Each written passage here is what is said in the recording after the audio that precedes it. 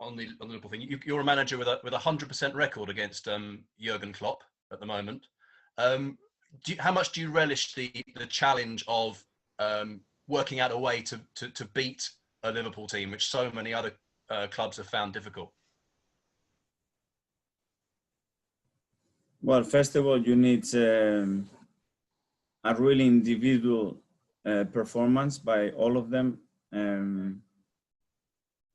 You need certain luck, that's for sure, in moments in the game. And then you have to be so consistent in everything that you do throughout 96 minutes, because in any moment they can open you up and you can get exposed. That you never give up, that's another thing that is crucial against them, and that you have to expect them to be at their best. And if you're always expecting that, obviously the level of attention is higher, focus is higher, and then you are more determined in every ball. And against them, that's key, I think. You said about never giving up. Do you think that Liverpool under Klopp have developed a kind of aura, a kind of power, so that some teams are almost beaten before they start the game? I don't see any complacency, and they go to any ground, even when they are 2-0 up, 3-0 up, 4-0 up, and they still going the same way. And this is an incredible credit to the coaching team, the culture that they have created, and the spirit of that team. And you can see that in the 24 or 26 players that they have in the squad. There is no one player that plays half on the day, that is not very interested, that they just play for moments in the game. They just go for it every single minute of every game. And throughout the season, to do that for 10 months, that's a massive compliment, I think, for them. And is that your challenge now?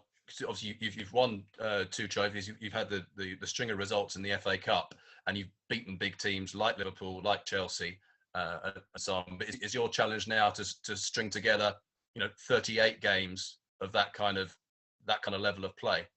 That's a different level, and they have done that in the Premier League. They've done that in the Champions League as well, and that's why they raise the bar so high. Not only them, but Man City as well in recent years, and that's the level. And you have to be able to compete at that level, because this is our context and this is our reality. So we want to be one of those teams. Those basic things have to be implemented every day, and that goes through in training. You cannot expect that to do that the weekends and train in a different way. So that's the way you conduct yourself every day as well. And so finally from me, in particular in the Community Shield, as opposed to the game in the league, it seemed like you really found a way consistently to break the Liverpool press, to get out from away from the front three. And your goal, the Aubameyang goal in particular, was classic, was playing out from the back. Whereas Arsenal at the beginning of last season couldn't seem to play out from the back, but now they can go from front to back against the best team in the Premier League and score a goal like that. How important was that goal almost in itself for showing how Arsenal want to play and how to beat Liverpool? Well, obviously we have to try to find ways that how we can hurt them, how positionally we can create problems to them as well, but being as well very realistic and cautious that this is exactly as well what they are trying to do. And this is how they break a lot of teams down, when you feel comfortable with a little bit of a space doing those things, and then the next minute you are punished and you are a goal down. So it's a really important balance and awareness that you have to handle during games against them. Thanks, Mikel. Thank you. Harry, Star on Sunday. Hi, Mikel. Hi. Hi.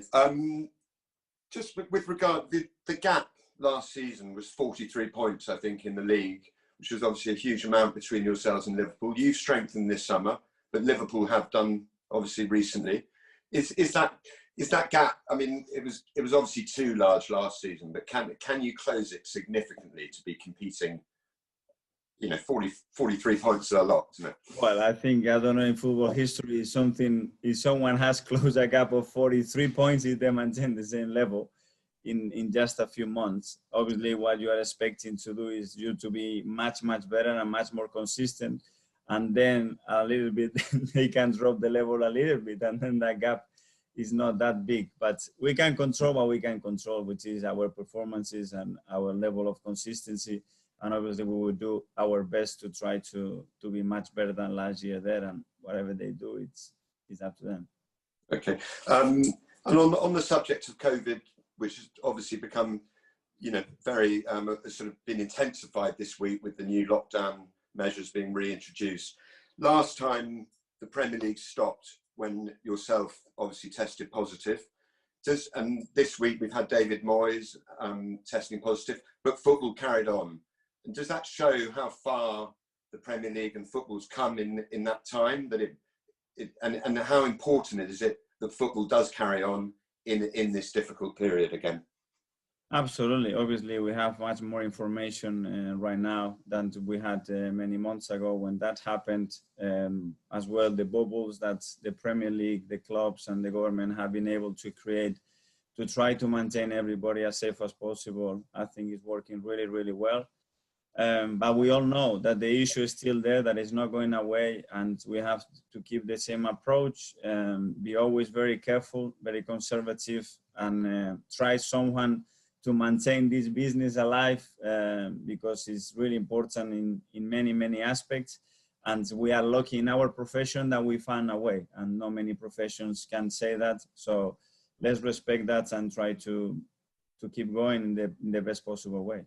Okay, and sort of in relation to that, next month we have internationals again. As a club manager and as Arsenal as a football club, are you concerned, because you talk about the Premier League bubble and how, you know, it's been perfected and how well it's worked? Are you concerned that players will be flying and the clubs obviously aren't in control of procedures and protocol? That your players are going to be travelling around the world, aren't they? Obviously, from where we started and the protocols we had on day one up to now, there have been some things that we had to change and adapt to be more efficient. And now I think we have a system that works, that has created the positive really, really low across the league.